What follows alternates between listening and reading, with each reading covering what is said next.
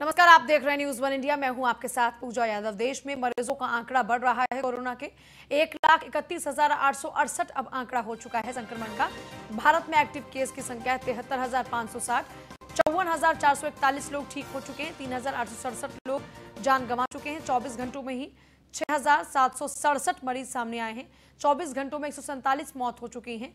24 घंटों में ही 2657 मरीज देश में ठीक हुए हैं।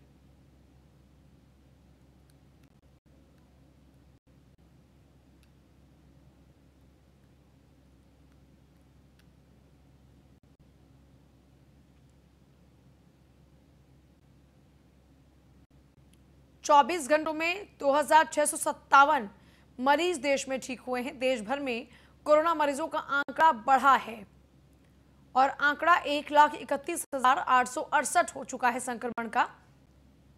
भारत में एक्टिव केस की संख्या है 73,560, 54,441 लोग अब भी रिकवर हो चुके हैं और रिकवरी रेट हमारा बेहतर हो रहा है। लेकिन इस बीच 3,867 लोगों ने जान भी गंवाई है।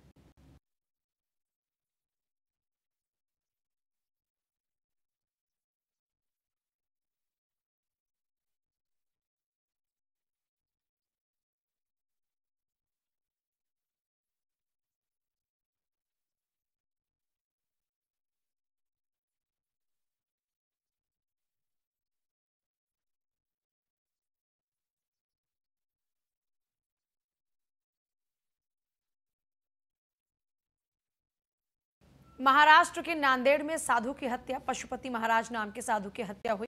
शव ले जाने की फिराक में था हमलावर। इससे पहले भी 2 साधुओं की हत्या हुई थी। देखिए, महाराष्ट्र में जो ये दूसरा वाकया अब साधु की हत्या का सामने आया है, और क्योंकि इस पूरे मामले में अभी तक हत्यारे कौन है इसका पता नहीं लग पाया है। शव ले जाने की भी फिराक में था हमलावर, जिसके बाद अब नाराजगी बहुत बढ़ रही है साधु संतों के बीच। इससे पहले भी क्योंकि 2 साधुओं की जो निर्मम हत्या हुई थी, उसके बाद से अब एक और बार फिर से ये बड़ा विषय बन चुका है। महाराष्ट्र के नांदेड़ जिले में लिंगायत समाज के साधु की हत्या का मामला। हत्या करने का आरोप भी उसी समाज के ही एक शख्स पर लगा है। शनिवार रात 12 से 12:30 बजे के बीच पशुपति महाराज नाम के एक साधु की हत्या कर दी गई। पशुपति महाराज के अलावा एक और शख्स की हत्या हुई, जिसका नाम भगवान राम शिंदे बताया गया। हालांकि शख्स की पहचान हत्यारोपी साईनाथ के साथी के रूप में हुई है। हत्या कैसे हुई, अगर ये आप जानना चाह रहे हो तो बता दें कि हत्या आरोपी साईनाथ शनिवार रात दरवाजा खोलकर आश्रम में दाखिल हुआ, क्योंकि कहीं भी दरवाजा तोड़ने के निशान नहीं है। दरवाजा अंदर से खुला है। ये कैसे खुला, फिलहाल इस बारे में भी जानकारी नहीं। पशुपति महाराज की हत्या के बाद आरोपी साईनाथ साधु की लाश कार में रखकर बाहर निकलने की फिराक में तो, लेकिन कार गेट में फंस गई और इस दौरान छत पर सो रहे आश्रम के 2 सेवादार जाग गए। उन्हें जब तक सारी बात समझ में आती, आरोपी भागने लगा, जिसके बाद सेवादारों ने आरोपी का पीछा किया, लेकिन वो भाग निकला। रविवार सुबह जिला परिषद स्कूल के पास एक और डेड बॉडी मिली। मृतक की पहचान भगवान राम शिंदे के तौर पर हुई।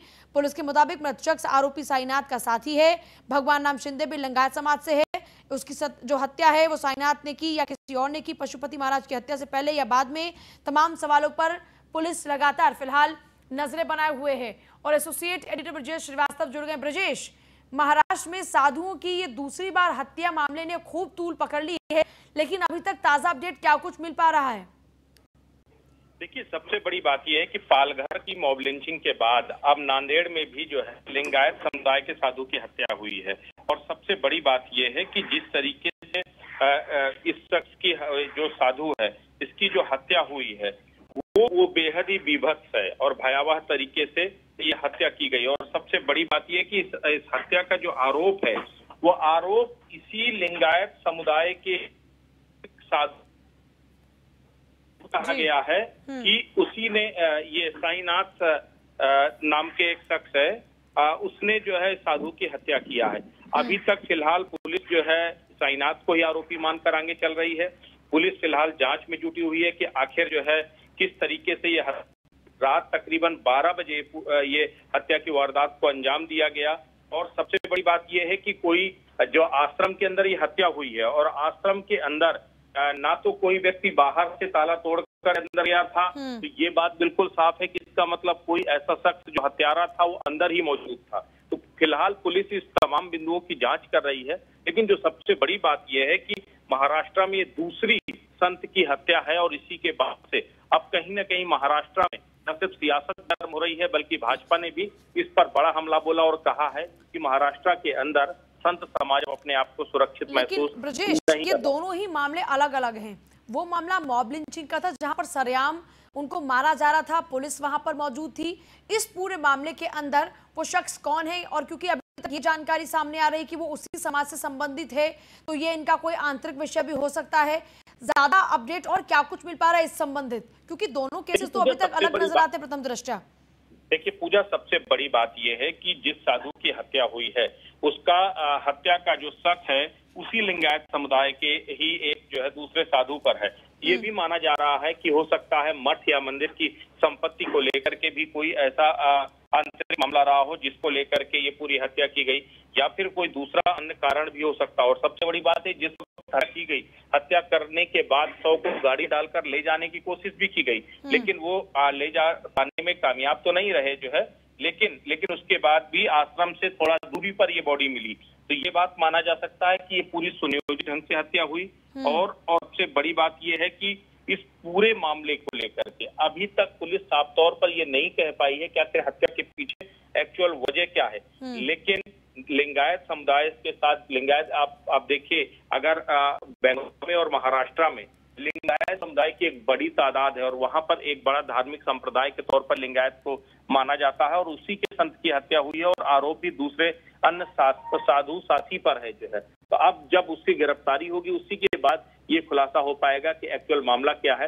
लेकिन फिलहाल जो समझ में आ रहा, फिलहाल जो प्राइमा फेसाई पुलिस जांच कर रही है उसके मुताबिक मामला आंतरिक विवाद या फिर संपत्ति का भी हो सकता है। अच्छा, ये जिस साईनाथ का जिक्र बार बार हो रहा है, जिसके ऊपर अभी तक इस हत्या के आरोप लगे हैं, इस साईनाथ के बारे में अभी तक पुलिस को ज्यादा कुछ छानबीन कर पाई है क्या? देखिए अभी तक आरोपी साईनाथ के बारे में ज्यादा जानकारी नहीं है। जानकारी सिर्फ इतना ही है कि वो साईनाथ उसी आश्रम में रहता था, सेवादार था वहां पर। और सबसे बड़ी बात यह है कि साईनाथ के ऊपर जो हत्या का आरोप है उसके एक और साथी, यानी कि उसने अपने एक और साथी के साथ मिलकर ये हत्या की है, ये माना जा रहा है। लेकिन अब ये सेवादार था, वो भी सेवादार था, और ऐसे में क्या वजह थी, किस वजह से इसने हत्या किया, इसका अभी तक कोई खुलासा नहीं हो पाया है। फिलहाल पुलिस सभी तथ्यों की जांच कर रही है।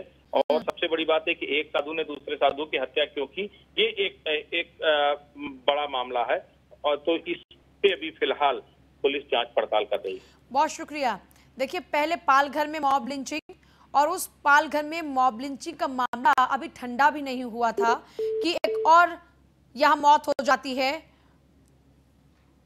पशुपति महाराज जिनकी इस बार हत्या हुई है, निर्वामी मठ में 2008 से रह रहे थे। जिस मठ में दरअसल ये रहते हैं, 2008 से उस मठ में ये रह रहे थे, और उसको निर्वामी मठ के नाम से जाना जाता है, जहां पर हत्या हुई है पशुपति महाराज की। आगे बढ़ेंगे, अयोध्या से खबर है, इसी से संबंधित है, लेकिन क्योंकि साधु संतों में अब नाराजगी बढ़ रही है। महाराष्ट्र में एक और साधु की हत्या के बाद अयोध्या के साधु संत लामबंद हो गए हैं। महाराष्ट्र के लिए कूच कर सकते हैं साधु संत। महाराष्ट्र सरकार की निंदा कर रहे हैं अयोध्या के साधु संत। महाराष्ट्र के नांदेड़ में आश्रम के अंदर की गई साधु की हत्या, आश्रम से कुछ ही देर दूरी पर, और कुछ ही देर बाद सेवादार की भी डेड बॉडी मिलती है।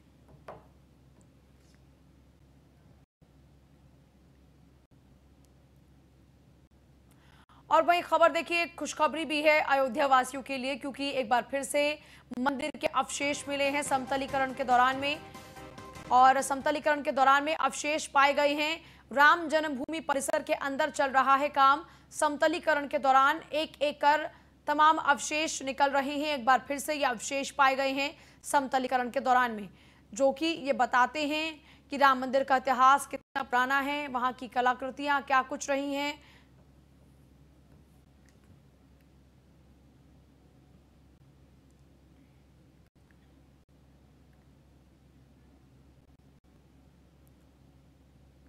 कोरोना के चलते देश में चौथा लॉकडाउन का चरण चल रहा है, और जिसको देखते हुए देश की राजधानी दिल्ली से प्रवासी मजदूर बंद के चलते अपने अपने घरों को जा रहे हैं, जो सरकार और प्रशासन के लिए एक चुनौती से कम नहीं, जिसके लिए दिल्ली सरकार लोगों को उन्हें उनके घर तक पहुंचाने के लिए रेल और बसों से भेजने का प्रयास कर रही है।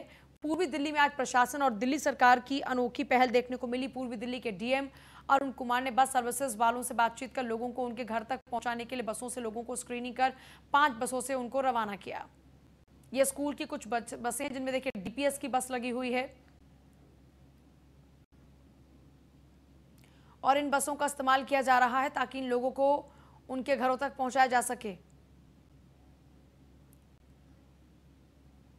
जैसे ये लोग को हमने शेल्टर होम में रखा हुआ था, उसको हमने खाना वाना रोज ही खिला रहे थे और जो ट्रेन का जो भीड़ था ना उसमें इनका फिट नहीं बता। जैसे ट्रेन जा था देवरिया वगैरह लंबे डिस्टेंस का था, तो डीएम साहब जो हमारे अरुण कुमार मिश्रा जी उन्होंने आज कहा कि नहीं हम करते हैं, यात्रा.com से डिस्कस करके एक टाई अप कर लिया उन्होंने। यात्रा.com भी कोई फेयर नहीं ले रहे, तो बस फ्री दी है, फ्री ऑफ कॉस्ट दिया और हमने इनको खाना पीना पानी सारे दे के बस में बैठा देते वहाँ तक पहुँचे। बंदे को स्क्रीनिंग कराई, उसका सर्टिफिकेट दिया और एक इनको जाने के लिए एक सर्टिफिकेट दिया। तो कितने लोग होंगे? 5 बस है, वही ये ज़्यादा सीटर 50 सीटर है ना, तो हम 30 ऐसे रख रहे हैं, तो जिससे डिस्टेंसिंग भी हो जाए और चलेगी।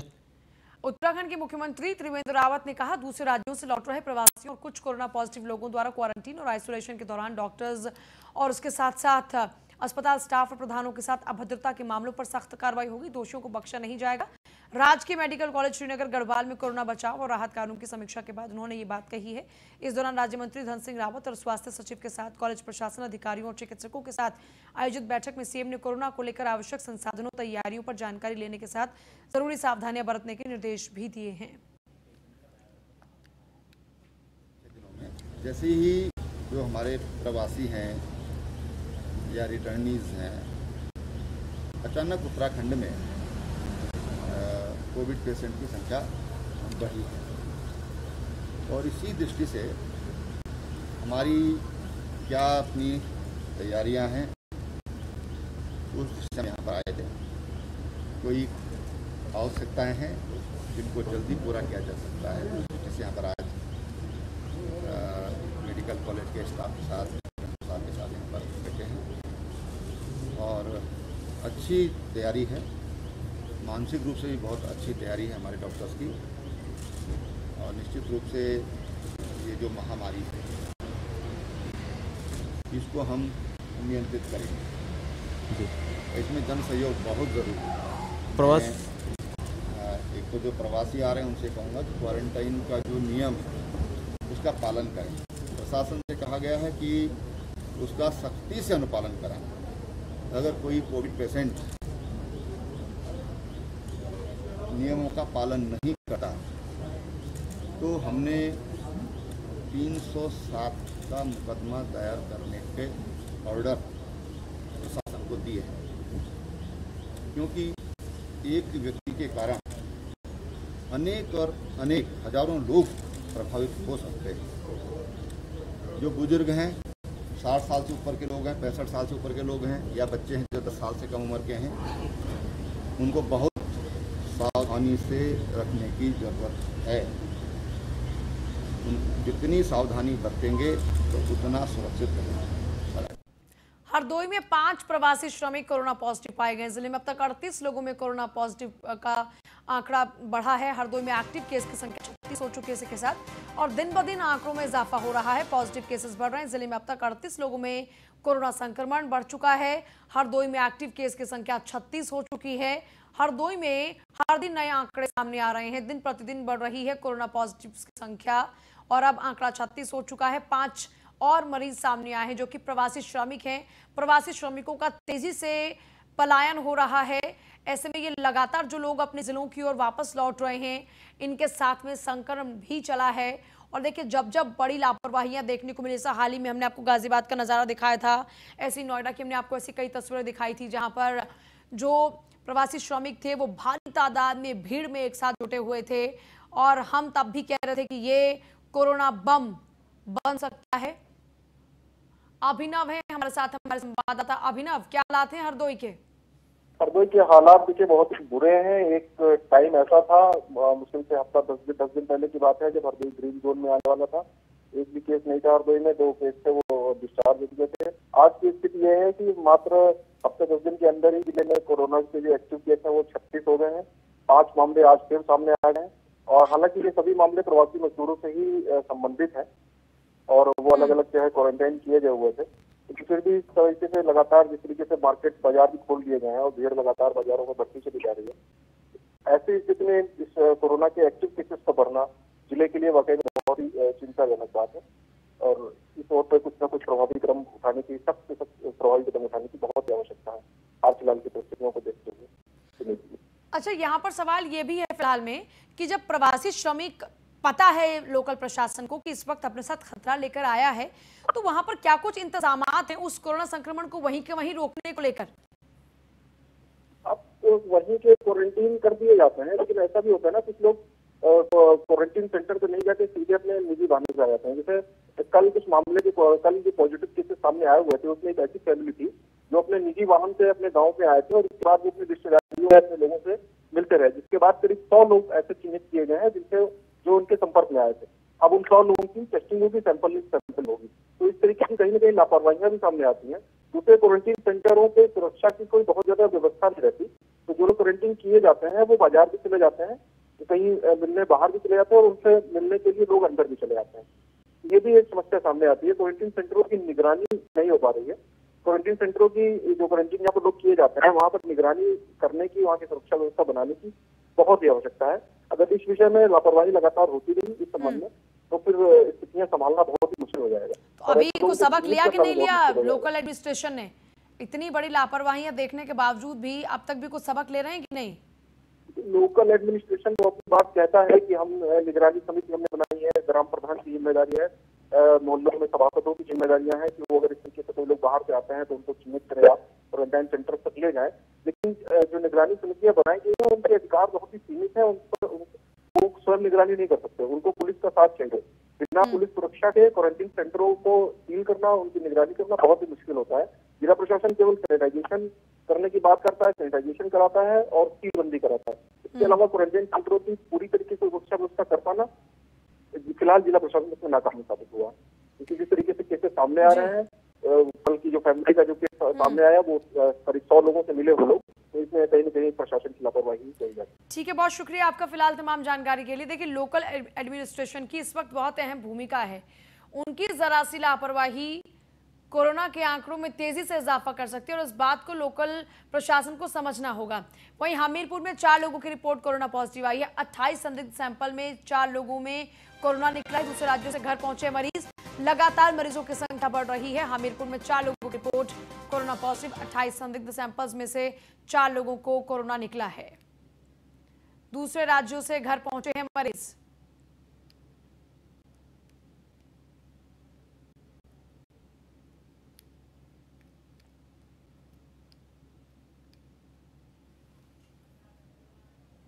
अभिषेक हमारे साथ, हमारे संवाददाता हैं अभिषेक।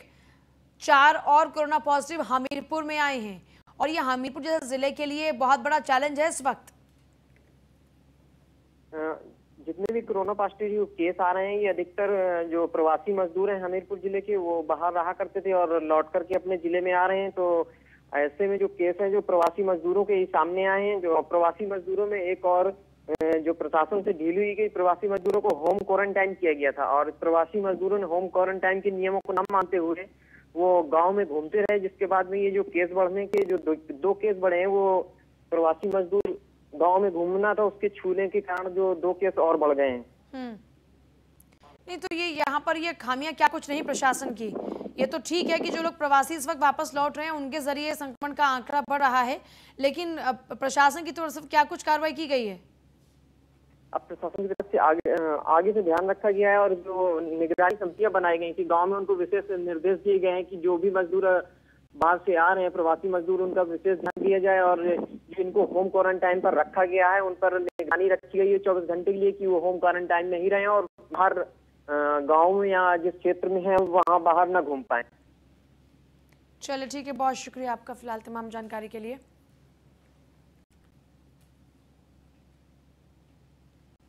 वही देखिए, गौतम बुद्ध नगर में भी अब तेजी से आंकड़े बढ़ रहे हैं। मरीजों का लगातार जो आंकड़ा है वो बढ़ रहा है। आज और नए 6 मामले सामने आए हैं। गौतम बुद्ध नगर में अब तक 330 लोगों में संक्रमण, 5 मरीजों की कोरोना वायरस से अब तक मौत हो चुकी है। ग्रेटर नोएडा के 3 मरीज, 2 मरीज नोएडा के हैं। दनकौर का भी 1 मरीज कोरोना पॉजिटिव है।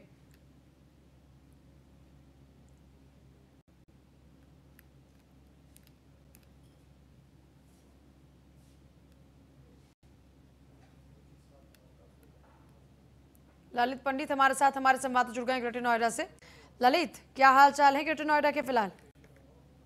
जी बिल्कुल, लगातार जिस तरह से जनपद गौतम बुद्ध नगर के अंदर कोरोना संक्रमित लगातार मिलते जा रहे हैं और उसके बाद में जो यहाँ पर कोरोना संक्रमितों के मिलने के चलते जनपद की जो व्यवस्था है वो कहीं ना कहीं जनपद प्रशासन के ऊपर एक प्रश्न चिन्ह खड़ा होता है कि जिस तरह कोरोना को कंट्रोल नहीं कर पाना और उसके बाद में लगातार दिन प्रतिदिन यहाँ पर काफी इंस्टीट्यूट्स भी ऐसे हैं जिनसे यहाँ पर कोरोना संक्रमित मिले, प्लस साथ में जो नए नए सेक्टर और नए नए गाँव से लोग मिल रहे हैं, तो पूरे जनपद के अंदर संक्रमण फैल रहा है। वो कहीं ना कहीं जनपद की जो व्यवस्था है उसके ऊपर प्रश्न चिन्ह खड़ा करता है। आज भी जो अभी तक रिपोर्ट प्राप्त हुई है उसके अनुसार 6 नए कोरोना पॉजिटिव मरीज मिले हैं, जिसके बाद में जनपद के अंदर जो कोरोना संक्रमित की संख्या बढ़कर के 330 हो चुकी है, जिनमें से अभी तक जो 5 मरीज ऐसे हैं जिनकी मौत हो चुकी है। तो आज 6 मरीज मिले हैं और एक 43 वर्षीय पुरुष है जो कि P3 ग्रेटर नोएडा के निवासी हैं, एक 36 वर्षीय पुरुष है जो पंचशील ग्रेटर नोएडा के निवासी हैं, एक 31 वर्षीय पुरुष है जो सेक्टर 44 नोएडा के निवासी हैं, एक 23 वर्षीय पुरुष है जो कनारसी गांव दनकौर के निवासी हैं, एक 33 वर्षीय महिला है जो सेक्टर 17 नोएडा की निवासी है और एक 20 वर्षीय महिला है जो बिलासपुर ग्रेटर नोएडा की निवासी है। तो कहीं ना कहीं एक बड़ी चीज यहाँ पर देखने को मिल रही है कि जनपद गौतम बुद्ध नगर के अंदर लगातार जो कोरोना संक्रमितों का आंकड़ा बढ़ता जा रहा है, वो एक बड़ा सवाल यहाँ पर खड़ा करता है जिला प्रशासन के काम के प्रति। जी बहुत शुक्रिया। देखिए, जिला प्रशासन की बहुत अहम भूमिका हो जाती है। हम बार बार यही जिक्र कर रहे हैं कि इस वक्त जिला प्रशासन की बहुत अहम भूमिका है और अगर जिला प्रशासन स्तर पर लापरवाही बरतता है तो फिर ये आंकड़ों में कमी नहीं होगी बल्कि आंकड़ों में तेजी के साथ इजाफा होगा और उसके बाद स्थिति ऐसा भी हो सकता है कि नियंत्रण से ही बाहर हो जाए। वहीं खबर लखनऊ से, KGMU जांच में 32 रिपोर्ट पॉजिटिव आई है। 1554 सैंपल कलेक्ट हुए थे जिनमें से 32 रिपोर्ट पॉजिटिव आई, जिनमें हरदोई के 10 लोग हैं, कन्नौज के 2 लोग हैं जिनकी रिपोर्ट पॉजिटिव आई है, शाहजहांपुर के 3 है, लखनऊ के 7 लोग हैं जिनको कोरोना है, संभल के 4 मरीज हैं, मुरादाबाद के 6 लोगों में पुष्टि हुई है।